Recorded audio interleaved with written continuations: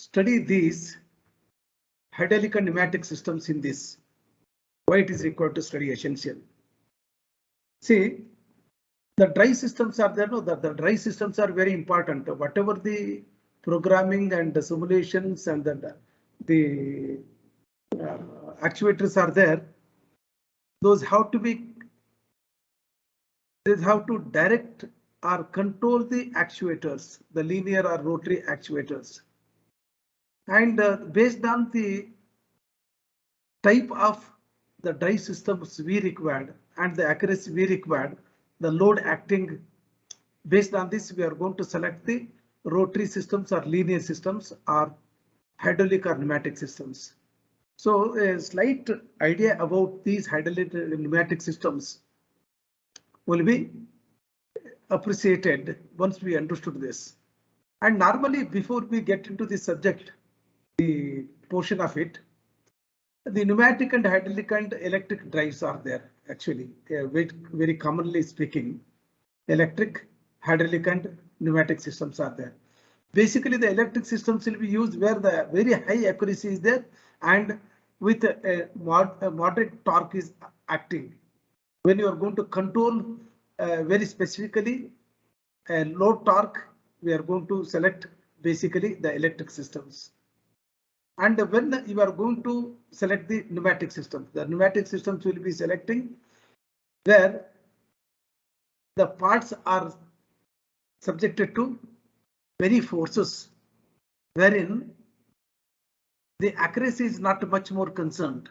The accuracy will be there. The accuracy will not be much more concerned as compared to the electric and hydraulic drives. There we are going to use the pneumatic systems. But another one thing, the pneumatic system already you know that very generally the pneumatic system cylinder alone is not enough. We require to have some kind of a storage unit, and to produce the compressed air we required a compressor, a storage unit also required. So it forms very big the bulkiness and it requires more space, the floor space area. And at the same time, at the end of the day, what happens? The compressed air which is present in the reservoir or which is present in the pipelines, which is present in the tank where we are going to store the pneumatics air, that will be converted into liquid after certain time. If you leave it for more than 4 hours, what happens? The compressed air will be converted into droplets of air, and what happens? The inside portion of the circuits, wherein the valves and some of the reciprocating devices, all this will be get rusted. There is a possibility. Okay, so most possibly where you require more accuracy and the parts are many moving and parts are there we are going to avoid the compressed air. And where you are going to use the hydraulic systems will be used where we have very high torque. You can see that JCB and all, they will be using the hydraulic systems.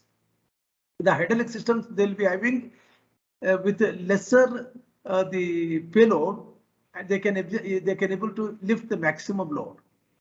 Okay, lift to load ratio will be very high in case of the hydraulic systems. Okay, this is a small introduction to this. Okay, and now both the pneumatic and hydraulic systems, they are having their own advantages and disadvantages and the applications. Okay, in fact, the pneumatic systems will be using a compressed gas or a compressed air. Just now I told you, the compressed air will be used, and once this compressed air is used, it will be let to the atmosphere. It will not be sent back once again. It is not a closed loop. It is open loop system. Okay, and once you talk about the hydraulic system, it will be using the incompressible liquid, just like SAE 72, SAE 65 are commonly used oils for the hydraulic systems.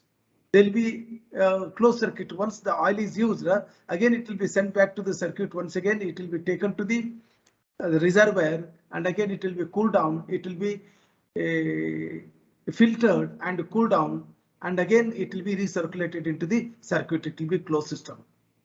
Please remember, pneumatic systems will be using the compressible gases such as air or some suitable pure gases. And hydraulic systems will be using the incompressible liquid such as SAE 65, SAE 70, XAE 62. These are some of the screen. Yes, these are some of the oils we'll be using in the hydraulic systems. Okay, let me go to the next one.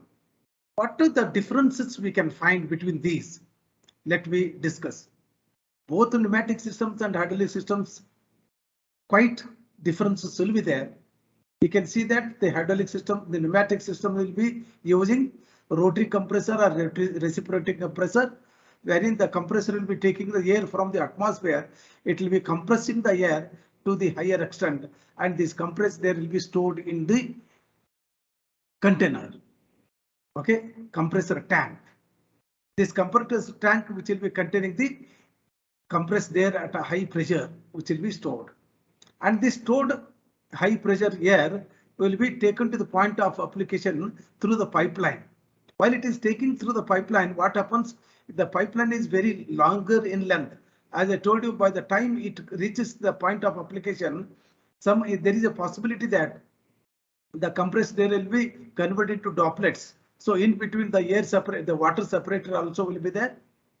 The water separator main function is to remove the water particles, and another one immediately after that there will be droplets of air, oil will be mixed with along with the compressed air, because once it is taken to the reciprocating or rotary mechanisms, what happens?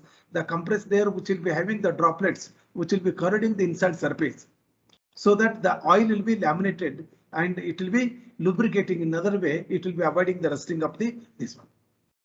And the valves and mechanisms, those will be used in the hydraulic and pneumatic systems, will be working on the same basic principles, but there will be quite difference between them. We can find the difference between them, the mechanism and circuit wise we can find the differences. Okay, and another one, you can see that very generally I'm talking before I get into this. As compared to the pneumatic systems, the hydraulic systems will be very costlier, very costlier. 1:4. If the pneumatic cylinder is costing you 10,000 rupees, the hydraulic cylinder will be costing you 40,000 rupees for the same capacity. Okay, so these are some of the important hints before I get into this. So let me look into this pneumatic and hydraulics.